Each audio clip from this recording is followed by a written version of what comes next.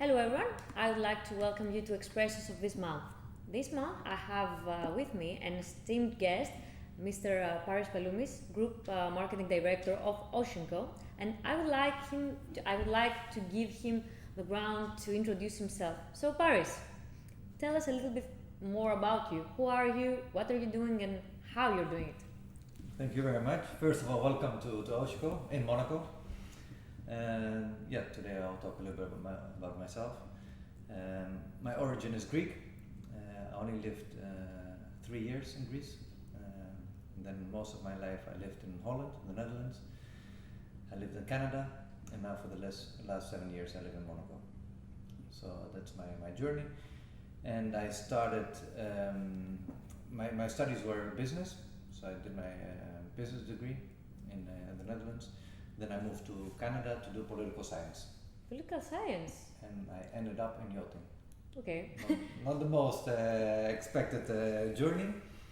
And but yeah, at the end of the day, life happens as it happens, and if you're enjoying what you're doing, I think it's a good ingredient.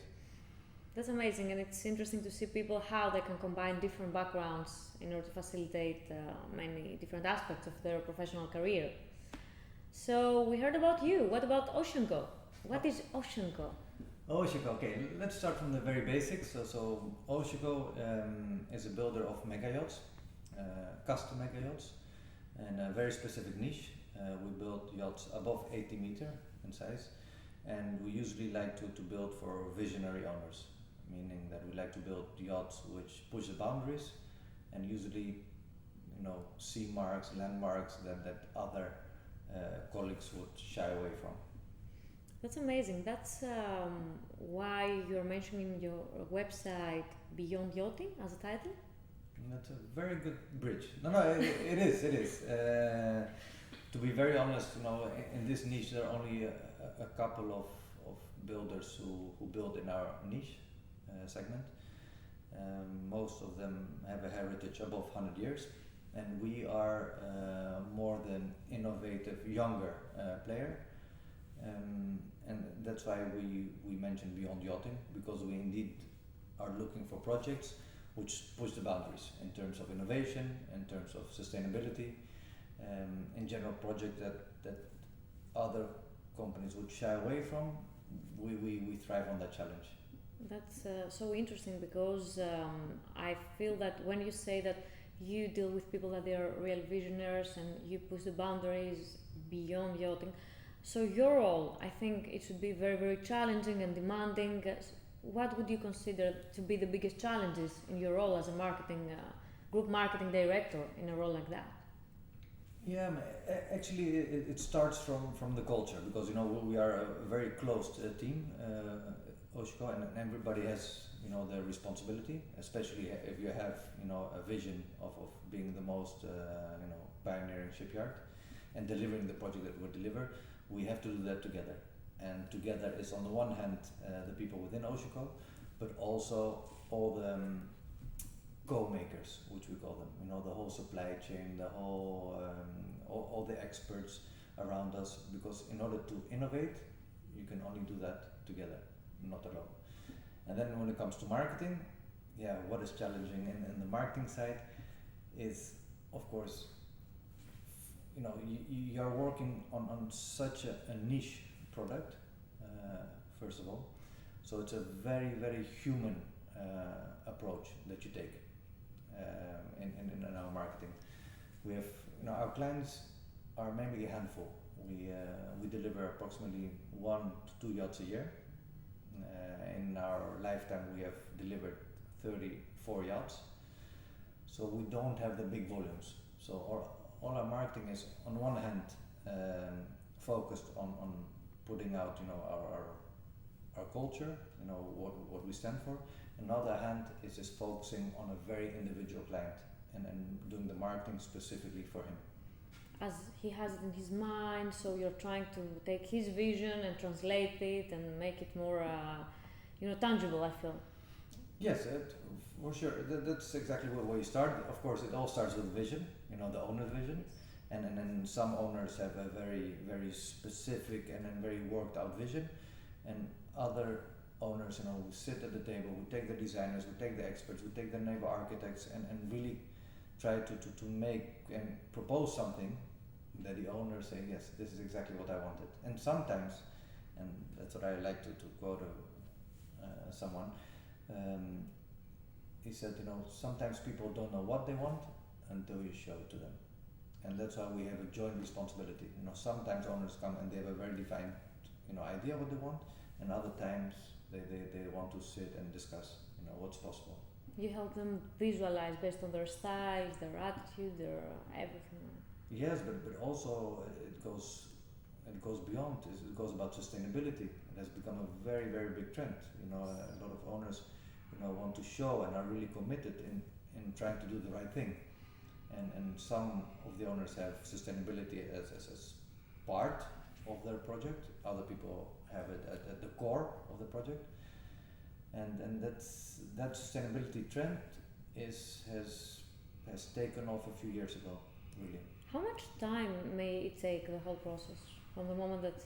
On a normal build, a custom build of 90 meters and up, you have to take into account a 4-year build time. Okay, 4 years. Yeah. And all this period you have all the management of the person, and you have communications with him frequently or back and forth? The management of expectations. Yes. That's absolutely, and then of course, a lot of people involved throughout the process. And then first, you have the initial design process, then you go into contract, then you have the build process, and you have the milestones. And then we at Oceanco, we always say that, let's spend a lot of time prior to contract. From our side, there's no need to rush into contract. We want the build process to be enjoyable.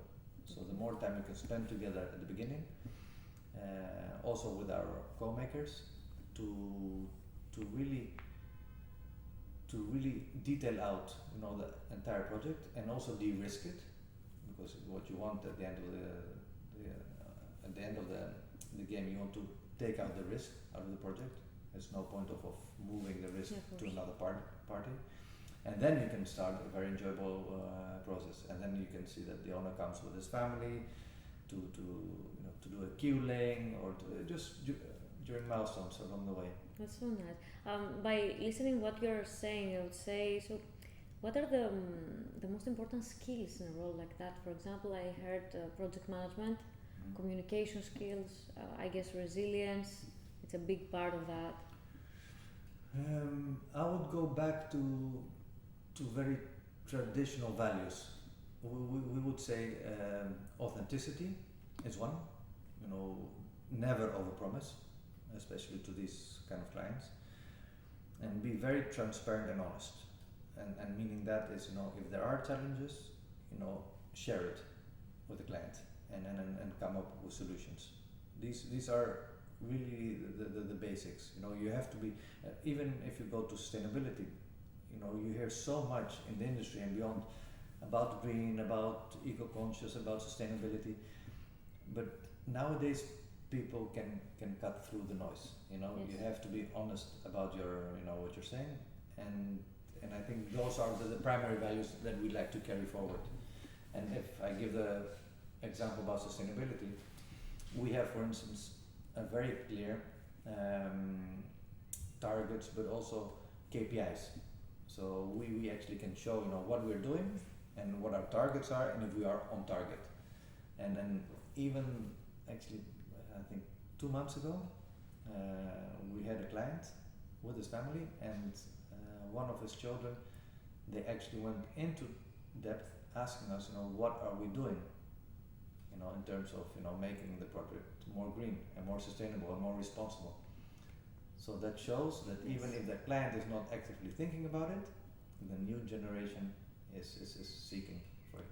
I feel that this is something that is integrated in your DNA as a company generally, and it's really blended to the culture, because you have mentioned the word culture a lot of times. So what is the culture of Oceanco? The culture of Oceanco is that we actually support each other to try to stay ahead of the curve, which means that we have all the people that are working at Oceanco, they are given autonomy and ownership, That means you have to have accountability of what you do. So we don't have a very hierarchical structure. So we try to motivate each other, to take responsibilities, and always do that in the mindset of what is best for the client. So that means we always try to say, we want to exceed expectations. So in order to do that, you have to be flexible. You have to be able to adapt. You have to be young in mindset, not in age. Then of course, being open and transparent is very important. Also within our own team, we are very open. Maybe you can make maybe you don't know something, which is absolutely fine. You don't need to know everything. But in order to feel comfortable, you need to have a team and a culture which accepts that and supports that. That's amazing. Yes. So sounds like a very supportive culture to someone. I mean, sounds like a workplace as someone would like to join and head start his career or develop his career. If you like yachting, because if you look at it, it's a very small industry. So you need to have some kind of passion for the industry to start enjoying. Because if you really want a marketing role on products, on fast consuming, it's completely different. It's completely different. So this is a more human approach, more targeted approach, more personal approach. What we consider client management is something that is in another level, as far as I can understand that. It's a very personal relationship. It's not client relationship anymore. And it's not even with the client, so everything becomes a personal relationship. It's with the brokerage community, it's with your suppliers, it's with the events, it's even with your industry colleagues. It's a very personal, and then we like to have a very personal touch to what we do. So you mentioned about the challenges of your work. What about the best part? What you really like in this profession, in this job, in this company? What you really enjoy?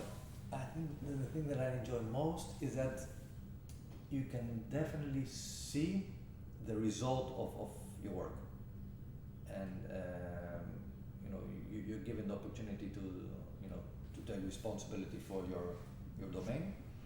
So you're being mandated to take care of the brand. And since we're quite a small team, quite a small industry, everything you do is visible, and that's motivating. Yeah, because I feel that it creates a little bit of a legacy generally. So when you're interconnected to legacy, what you're bringing to the table and how you're doing it, how you're delivering, and if you're doing it very different, I feel that that's the whole point when you're in a super niche industry. That's the whole point, but we always like to say, we are not the hero of the story.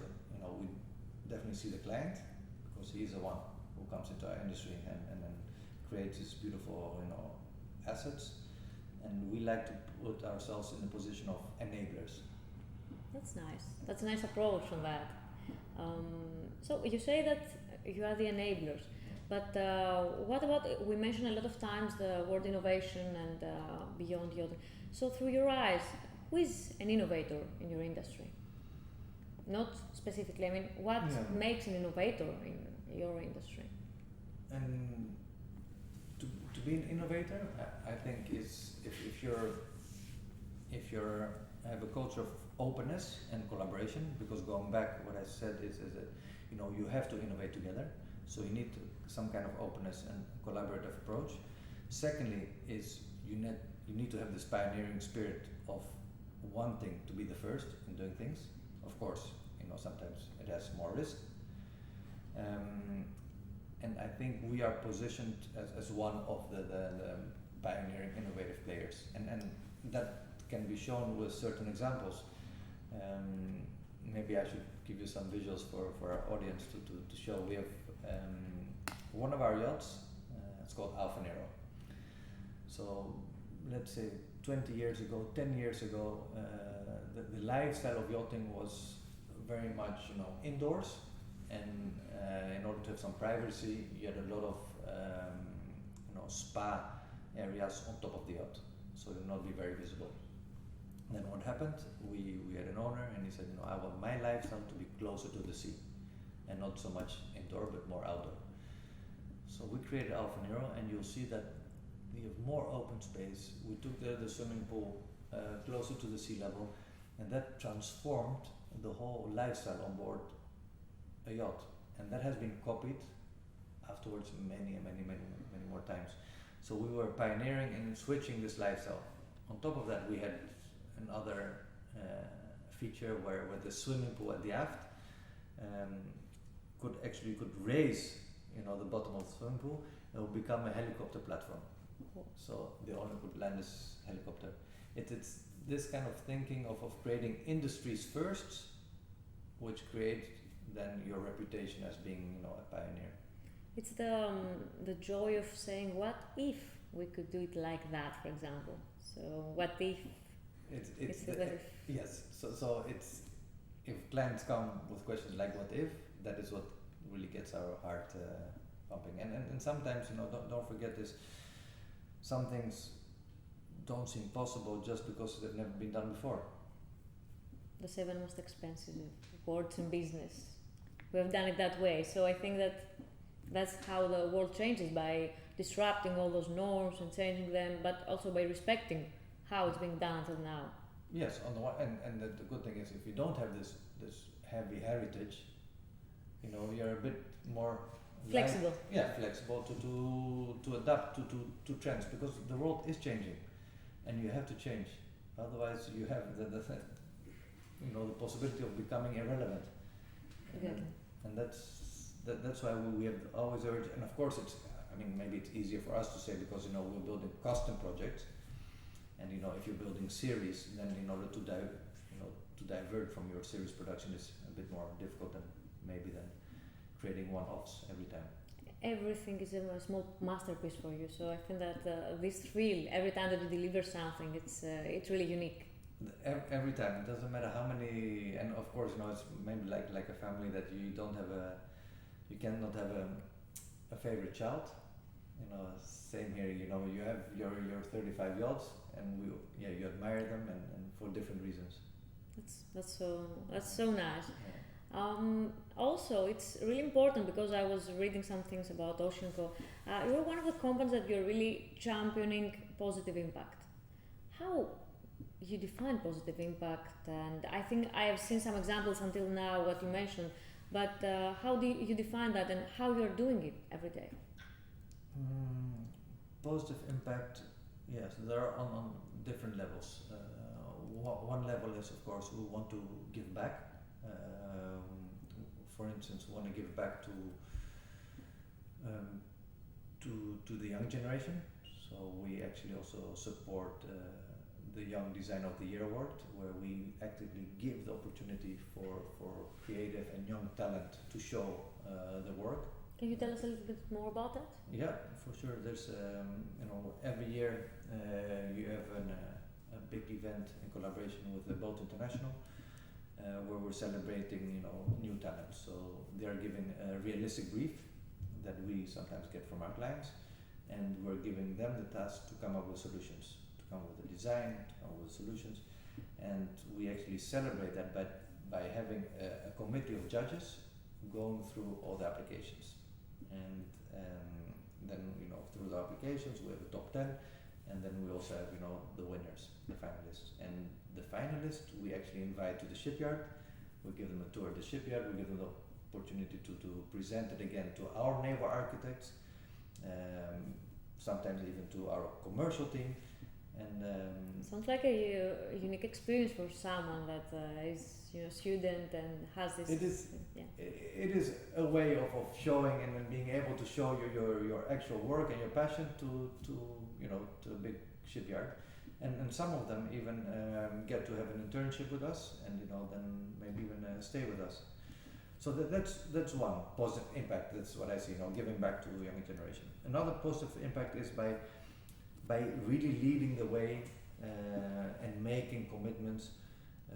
How we as Oceanco, want to move towards more responsible yachting. We all know that we are slowly moving away from our reliance on fossil fuels.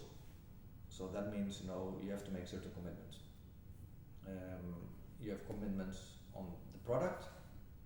How do you make, yachting more responsible? But you can also look at the whole process. and we say, no, you have to look at the entire process. The optimization of every single Optimization of stage. everything, but also, for instance, we have our facilities which are also green. So if you want to have a green product, you have to have your facilities also green. So we have an active commitment by 2030 to have all our energy supplied by renewable sources. Amazing. That is a commitment. That is a commitment. But that's why it's the entire process. It's a commitment to yourselves, to your clients, and to the society in general. So. And to our employees as well. Yeah, and it can actually accelerate and enable also other players in the market. Since the audience is more sophisticated, you are more committed to a goal. So I think that this is really interesting. And we have to. We have Yeah. to. At this moment we have to. And this is, and everything, actually at the moment for the audience which are technical, the yachts which we're delivering this year are also the latest yachts, or the last yachts actually, which are being delivered with a diesel direct propulsion. It's a traditional combustion engine. All the other projects that we have under construction are some form of hybrid. Super interesting. I saw that you're also emphasizing that in your website, so it being reflected also in the communication part of your job and everything. Because it is important when someone is visiting your site to see that it's one of the first things that he can see about the commitment on that. Absolutely, yes. Yeah. And luckily we have owners who actually want to make a difference, and some even want to leave some kind of legacy behind. And we are very fortunate with the kind of owners that we have, who are willing to push the boundaries, that we can actually move the whole industry forward. So Purely based by an owner who says, I want to move forward and beyond. So it seems that although it's a very traditional industry, it seems that there being some small steps towards disruption and innovation even in yachting, right? Yes. And baby steps? Not baby steps, but even, and I think bigger steps now. I think what we'll see in the coming 5 to 10 years is more than we'll have seen in the last 50 years in terms of innovation. Have you spotted any trends upcoming? One of them is for sure that we remain in sustainability, so a trend in more battery use, so electrification is one.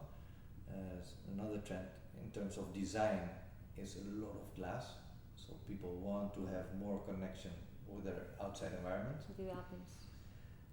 The use of materials, so the traditional opulent materials of special leathers, of special wood sorts,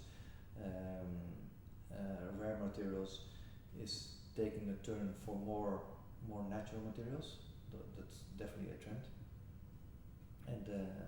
And also how the yachts are being used. It's not anymore a platform for vacationing. It's really becoming part of their lives. So it's the boundaries between vacation and work is blurring. We have owners who take, for instance, the children on board, but also teachers. So it becomes an educational trip. Absolutely, yes. We have owners who have dedicated, office space on board where they can really spend time during the day working, and then it's such an easy transition then from working to be in a family environment and enjoy what you have around you. So, and we see a trend where owners like to use the yachts for a longer period of time. Okay, that's a shift in mentality generally. Yes, it's a shift, and I think also with COVID, I think a lot of people have realized that you can do a lot of things remotely, and then yachts, yes, so give you this flexibility. It gives you flexibility. Yeah. 2 last questions. So, based on that, all the changes that they're coming and we can see them, what would you advise someone that wants to actually is starting now its career in the yachting industry? So, what advice would you give based on your experience? First of all, show your interest. Be eager, be interested. Read up on what's happening in our industry. Visit some events. Some of them are quite accessible. Visit the shows. Talk to different stakeholders. Is it easy for someone that wants now to enter the industry? Do you have any? Traditionally, it has been a very closed industry. Yes. But it is becoming more open, and especially now also with that we had COVID, things became more accessible online. But you have various stakeholders. You have designers, you have engineers, you have the brokerage community, you have the shipyards. So the interesting thing is try to talk to different players to see if you like yachting and which discipline you would like to be. You would feel most comfortable in, because some people like really the commercial side of brokerage, of chasing new potential leads. Other people are more technical based and like being creative at the shipyard side. But you also have a lot of legal stakeholders. We have yachting lawyers. Processes. Yeah, and so that's maybe one advice. Show your eagerness. Talk to people. Another advice is don't focus too much on skills. On technical skills. On technical skills, of course, you should have.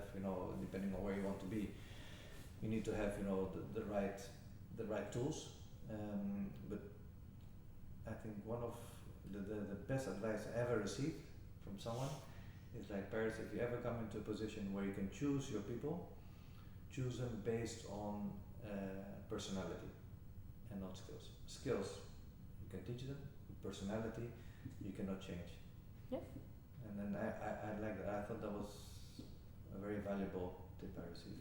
It was from a client, by the way. It's one of the most important things, because personality, for example, it's been formulated until the age of 6, as I say. Mm-hmm. And all the other things, they can be trained, like skill set, and I don't mean only technical skills.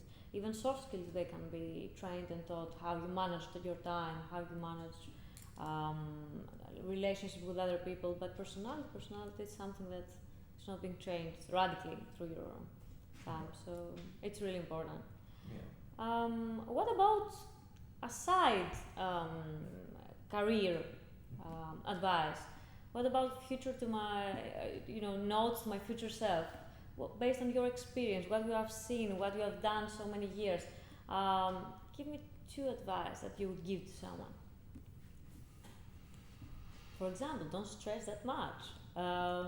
Drink water. No, I think we have heard that. 2 pieces of advice that you would give to someone. Tricky question, I know.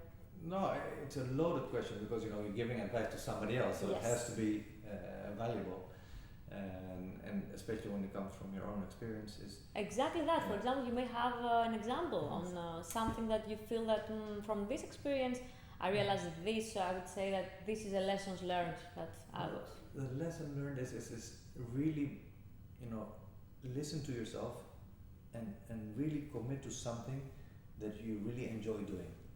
And it might sound very, very easy, but if you're doing something with great interest and it suits your personality, that is the best guarantee for success.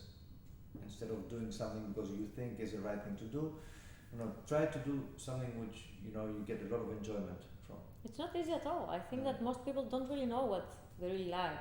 They don't, in order to have the option to say I really like this, you have to explore other options. And if you don't explore, if you don't navigate yourself, if you are open-minded, you'll never know. Yeah, and because that's true, that's why it's also good to try and see, when you apply to a company, what that culture is. Because even within a company, you should be able to move and do something which is closest to your personality, so you can excel. If you like the company. If you like the company, and the company should also be supportive in that. I mean, within Oceanco, I've also done many different things. Really? Before ending up in marketing. Like? Absolutely. I started with seeing, the engineering side of the company. I was with procurement. I was with the design side. rotation. Yes. And then I ended up in a field and a discipline which I really enjoy, and it's closest to my skill set. And there's where I evolved my career. When you decided that you really like this specific thing, marketing, what was that thing? Was something that you said, I really like this one?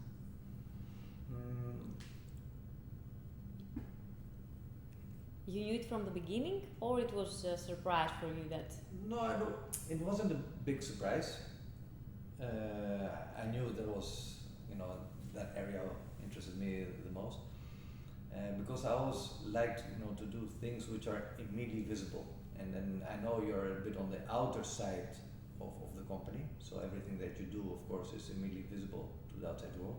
But that also means there's also a risk element in that, because you cannot really afford to make mistakes, especially in such a small industry. That's one, and secondly, the human interaction with so many stakeholders on the outside. That's really close to my personality. Amazing. So what am I keeping from our discussion today is how much you emphasize on sustainability and how important it is for Oceanco and for everyone working with you. How you emphasize on your values and your culture, that it fosters innovation and authenticity and uniqueness and openness, because I say that we are reproducing those words, so it means that they're very important to you. And the importance of actually realizing what you really like doing and following that, even if it's outside your comfort zone sometimes. Yeah, and also, even though maybe I have the title as brand director, you cannot do it on your own, because the brand is a collective thing, and that's why I maybe overemphasize culture, but I totally believe in it, because every person in the company has a contact with the outside world. Yes. So every person should know what are the values of the company, what is our company culture, and then they are also ambassadors, because brand ambassadors, because it's even the person who's at our security and picks up the phone or welcomes a client or a guest at our premises. He is also an extended part of the brand. So that's why if you have a strong culture, then you can have a certain consistency of values that you bring across. Even the kid of your customer who asks the questions about sustainability could be a brand ambassador. Absolutely, yes, yeah, no, for sure. He could be discussing with his friends that I went and I asked and I realized, and then someone would be interested to apply for Oceanco. So I think that everything is a big circle. And everything is a big circle, and then there's where our brand starts. Culture, and at the end of the day, it's not what you say, but it's what people think of you. Yes, and especially when you are not there. Oh, exactly. Especially when you're not there. Amazing. Thank you so much, Paris, for accepting our invitation. Thank you so much for attending our live, and we will catch up again in our next live next month. Thank you so much.